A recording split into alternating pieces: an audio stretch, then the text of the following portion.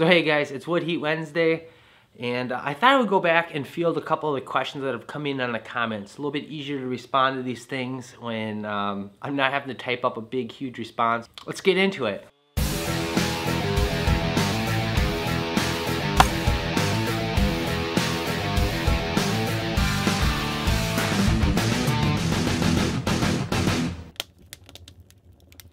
So I did want to just address one thing. I hope I'm not making anyone feel uncomfortable. I know I was always kind of one of those people that, do I raise my hand and ask the question? I don't want attention drawn to myself. So if you're someone that does have questions that they would like to see addressed in a future video, you can always shoot me an email. My email's in the description of every video. And just make note in there that you want this to be kept private or not really called out in the video, and I'll make sure that happens. I just don't want to make anyone feel uncomfortable, but I'd really like to address some of the different questions that come in. So our first question comes in from Becker's Backyard, fantastic YouTube channel over there, another local Minnesotan. If you haven't checked him out, definitely do so. His question was related around the cross stacking, or what's called the cribbing, that we do at the end of our piles. The big part of the reason that we do this is so we don't have to have any sort of supports. We can expand or shrink our piles as needed. And then also I try to do it in increments. So if you notice in our wood piles, those are basically in cord blocks. So I have them on both ends and then I start the next chunk. So that way I can easily pick something up, move that pile without affecting the whole rest of the row. Makes it really nice, especially when you're dealing with different varieties of wood. Some dry faster and slower than others. So it makes it a lot more flexible to be able to move some of that stuff. There's a couple tips I have to offer related around this. Try to use hardwoods. Hardwoods weigh quite a bit more wind dry than softer wood, so that way it's like things don't want to blow out on you as things start to dry out on you. Also, I really like using, when I split my wood, a lot of times I'll do a split right down the middle, and if it's small enough to be able to fit in the stove, sometimes I'll just set those aside, kind of an all-night burn type of wood. Nice big chunks. You do need a good bed of coals to get those up and going.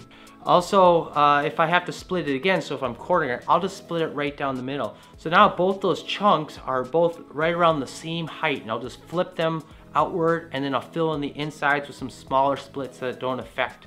Obviously wood isn't perfect. Sometimes you get little bulges and stuff on the tree. And what I try to do, if there's going to be any lean at all, I try to have it lean inward into the pile. Very similar to like when you're building a whole house, and that same concept where everything kind of leans in on itself. So I try to have the outsides lean in towards the pile, and since I do 2 rows on pallets, I have both of those try to lean backwards. So if they do start to slide at all or anything, they kind of fall back onto each other and help support each other. So one other additional tip I have related around this is sometimes you got to make sure it's going to obviously fit in your stove. You don't want chunks that are too long. I've talked about this a little bit in the past, but I like to mark a lot of my equipment. So for example, I got my log split. I have a red mark on there for 22 inches, which is the max length our stove will catch, because it's a lot easier to catch and do one single cut than now split this up into several pieces, then have to lop all those off so it fits in the stove. And there's nothing worse than that. In the middle of the winter, wanting to get your stove loaded up, finding out those pieces don't fit, now you got to be outside in the cold cutting them. The other thing we have marked on our trailer is 10 inches. That's our stove door size, 10 inches by 10 inches that we can fit wood into. So I can put my piece on there, I can rotate it, and make sure it still will fit inside the stove. So our next question comes from T. Karen. Hopefully I didn't butcher that too bad. I apologize, I'm not the best with names. But asking a question around beech and oak drying times. I don't have a lot of experience with beech, just something that doesn't really grow. It doesn't grow very much in our area, I guess, or end up in my wood piles very often. The few times it has, I didn't really run an experiment with the moisture meter. Oak, on the other hand, is something I've done a lot of experimenting with. I've tried drying it, always keeping it covered, leaving it open. But unfortunately, I probably don't have the answer that you're gonna really like to hear, but oak probably is one of the slowest drying firewoods that I'm aware of. It's just such a hard, dense wood. It takes a long time for it to get that moisture out of there. And when I'm talking dry, I'm talking 20% moisture or less.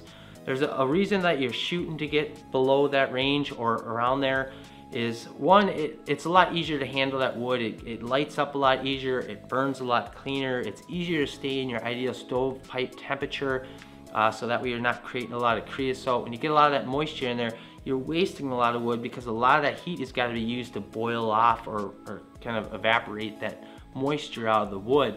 It's kind of an interesting thing. I was just reading an article not that long ago about Sweden, and they actually have laws around selling firewood. You can get fined if your firewood's 25% moisture or higher. They really have a big thing over there. Large amount of people over there heat with wood, and they're really trying to clean up the air quality over the last like 25 years. And firewood is definitely a great resource for that. Firewood's very green. I mean, you're using a lot of times a 2-cycle engine to cut, but a lot of times that wood's all cut locally. The tree produces the same amount of CO2 gases as it does rotting in the woods or burning in your stove. But of course, non-efficient stoves, there's a little bit more like dust and stuff that comes out of that chimney, more smoke, especially when you're not burning in the ideal temperature. So if you have an EPA stove, it's going to be really important to get that wood nice and dry. One tip I can offer up on that is split stuff up to a smaller size. The smaller you split stuff, the less wood that's actually got to dry. There's more surface area, but it's a little bit harder to do longer burns. Obviously, the smaller stuff split, the quicker it wants to burn, so you might have to do a little bit of a Tetris game, really pack that wood in there for some of the overnight burns. It really kind of depends on how efficient your stove is.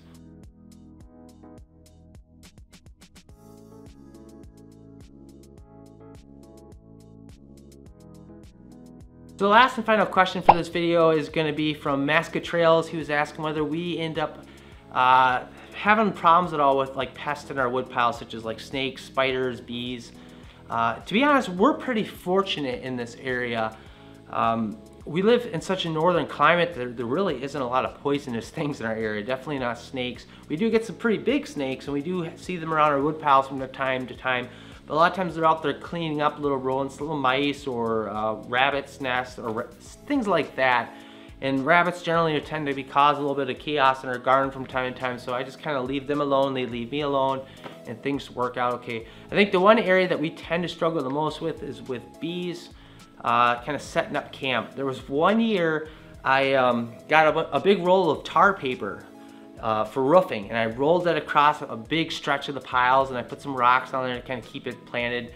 And my theory was, you know, the sun beating down on that black tar paper really kind of helped dry things out, protects it from the rain.